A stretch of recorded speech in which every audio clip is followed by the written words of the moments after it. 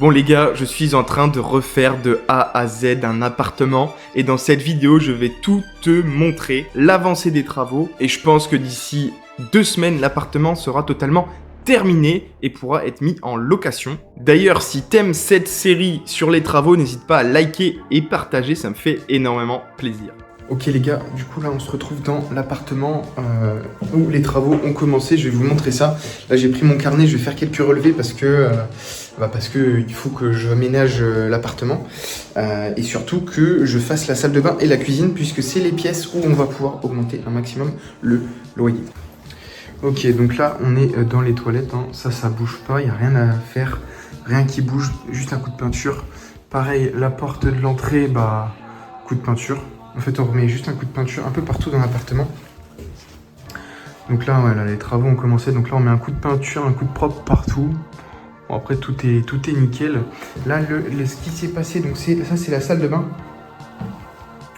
Donc là, en fait, on est vraiment dans la salle de bain. Tout va être fait. Je sais pas si vous vous rappelez, mais là, il y avait un bac de douche. Et là, il y avait un meuble qui sera certainement remis puisqu'il était en bon état. Et donc en fait, là, dans l'idée, ça va être de mettre la douche à l'italienne de ce sens-là, hein, pour optimiser avec la place du ballon, et d'isoler ce mur en fait, puisque là aujourd'hui c'est pas isolé, donc on va isoler ce mur. Là, on voit bien que là, ici, le sol est un peu fatigué. Quand j'appuie là, vous voyez, un peu fatigué, donc là, il faudra peut-être faire quelque chose. Et on va certainement changer le parquet au sol qui est dans un bon état, mais voilà, dans une salle de bain, je trouve que ça va s'abîmer. Donc on va certainement mettre du stratifié un peu partout, effet parquet, donc ça va être sympa. Et là, le meuble. Et ici, on va créer une colonne de douche, un meuble de douche. Faut que j'optimise encore les plans, donc c'est pour ça que j'ai pris mon carnet pour faire quelques relevés, pour optimiser cette salle de bain qui est, ma foi, très grande. Donc je sais pas si vous vous souvenez, donc là tout a été viré. Cette pièce là, voilà, l'artisan il a commencé à mettre ses équipements, mais grosso merdo, ici on fait rien, juste un coup de peinture parce que c'est très propre. Je suis désolé, il n'y a pas d'électricité encore dans le logement, je vais l'activer bientôt, mais là pour le moment il n'y a pas d'élec, donc je me dépêche tant qu'il fait encore un peu jour. Ici c'est la chambre où il n'y a rien à faire à part un coup de peinture et là-bas créer un placard, mais bon ça va pas coûter grand chose. Création d'un petit placard ici, ça va coûter peut-être 80 balles à tout casser parce qu'il y a de la place, donc ça va être bien. Et après on fait rien du tout à part la peinture. Et la cuisine également, où là on refait tout parce que c'était dans un état assez vieillot. Donc là pareil, hein, parquet au sol.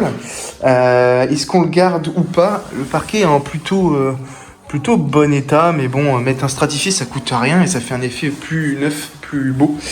Donc ici il y aura normalement le frigo. Là il y aura rien.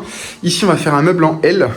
Donc là avec le four ici pour ouvrir et avoir l'espace, isoler le mur bien sûr.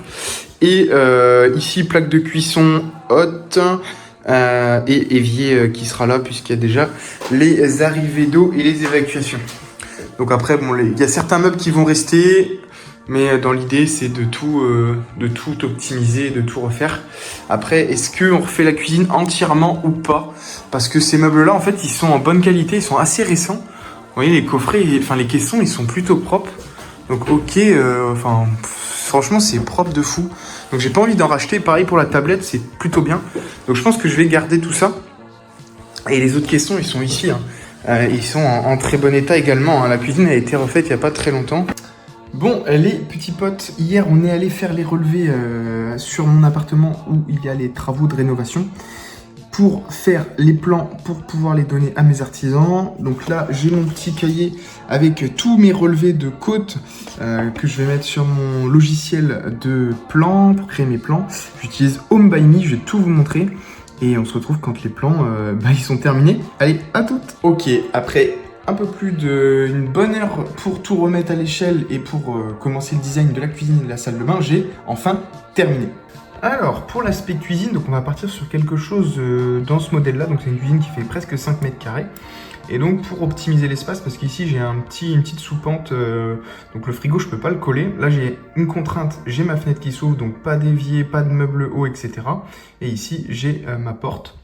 Donc si on se met en vue 3D, donc Home by Me c'est vraiment un super logiciel pour faire ces conceptions, c'est assez facile. Mais en fait ça va ressembler plus ou moins à ça. Donc on va avoir une plaque ici, qu'on voit pas très bien d'ailleurs, mais il y aura une plaque de cuisson ici qui est existante, un four, un petit évier, et puis un meuble, et puis des placards de rangement ici, et un placard d'angle ici. Donc ça fait une belle petite cuisine qui sera entièrement refaite, le parquet sera refait également, et toutes les peintures seront refaites. Pour ce qui est de la salle de bain, on est un peu dans le même principe, donc c'est une pièce qui fait 6 mètres carrés, elle est vraiment plutôt grande. Donc ici, on a notre porte d'entrée avec le placard qui a sauté, la fenêtre qui est ici, le ballon d'eau chaude, et là le meuble qui est existant qu'on va conserver, et la douche ici qu'on va entièrement refaire, douche à l'italienne. Et si on se met sur un plan un peu plus 3D, donc ça va ressembler à quelque chose comme ça. Donc l'idée c'est que sur ce côté-là de la douche, en tout cas, je mette du carrelage. Pareil de ce côté-là, ici on a donc la paroi de douche. Ici j'ajouterai un sèche-serviette, là le meuble existant avec la machine à laver, on changera peut-être juste le miroir. Et de l'autre côté, une colonne, un meuble assez basique, et le sol que l'on refait entièrement comme pour la cuisine. Je trouve que ça fait une belle petite pièce, je sais pas ce que vous en pensez. Donc on se retrouve d'ici quelques temps pour voir l'avancée des travaux. J'espère que d'ici, là on est combien? On est le 22 février. J'espère que d'ici fin mars, l'appartement soit fini et qu'il soit mis en location.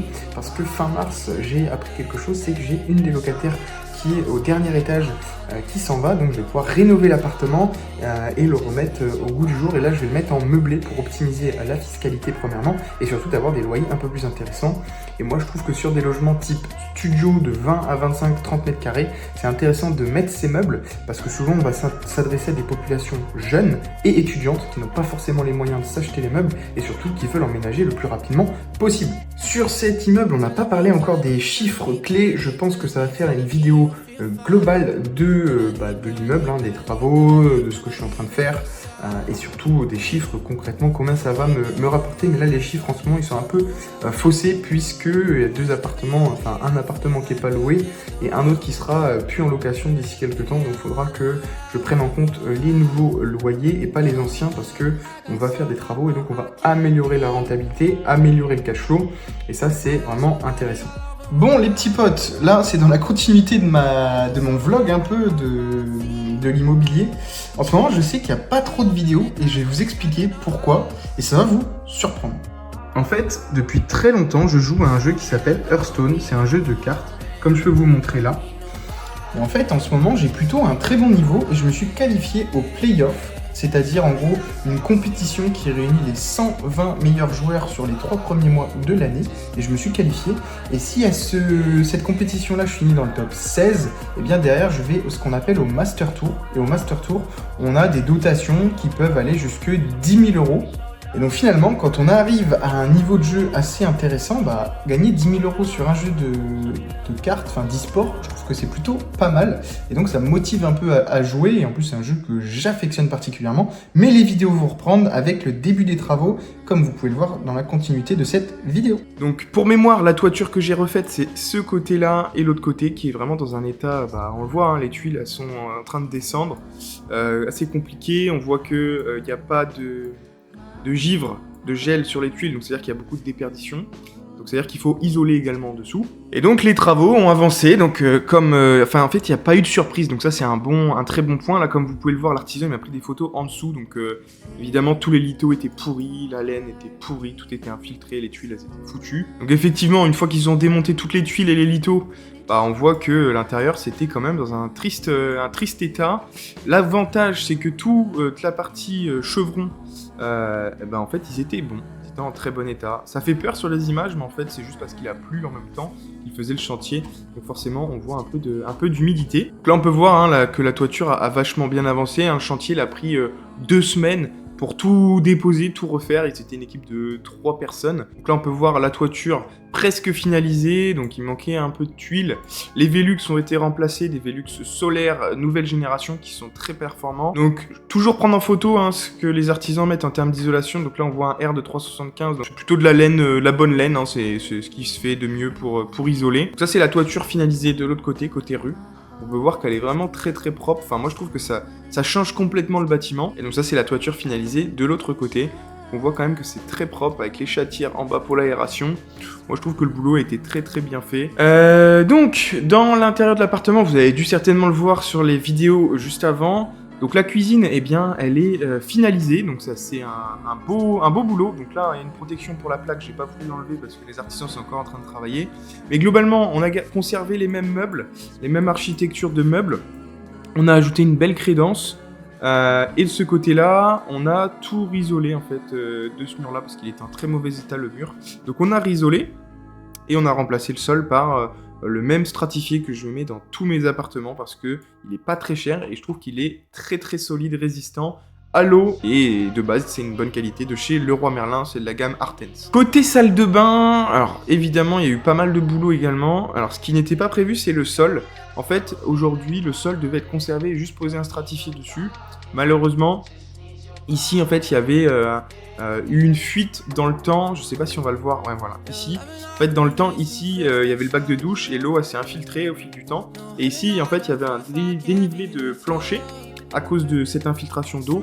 Donc ce qu'on a décidé, c'est de retirer tout le plancher, de remettre des plaques d'OSB et surtout d'isoler en même temps, comme on a enlevé le plancher. Donc concernant la salle de bain, donc comme j'avais montré dans la vidéo, on a isolé tout ce côté déjà pour rattraper en fait le niveau de la fenêtre. Et on a supprimé donc toute la cabine de douche existante et on a mis de la faïence classique. C'est celle que je mets dans tous mes apparts, qui est pas très chère et qui fait un effet sympa. On a ajouté une ouverture pour une future VMC.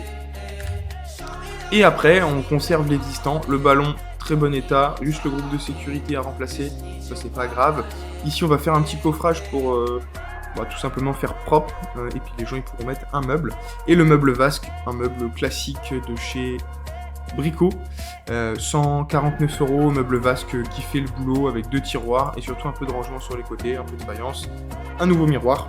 Là ça c'est la petite tablette qu'il y avait en fait dans la cuisine qu'on a récupérée, qu'on a mis là. Je trouve que ça fait le boulot. On arrive à la fin de cette vidéo. Si ça t'a plu, n'hésite pas à mettre un like et un commentaire, ça me fera énormément plaisir. Le premier lien dans la description te permettra de compléter un formulaire et je te recontacterai si bien entendu tu souhaites que je t'accompagne sur tes projets immobiliers ou même t'accompagner sur un plan de formation de A à Z pour te montrer comment toi aussi tu peux investir dans l'immobilier locatif en 2026. C'était Alexandre, ciao!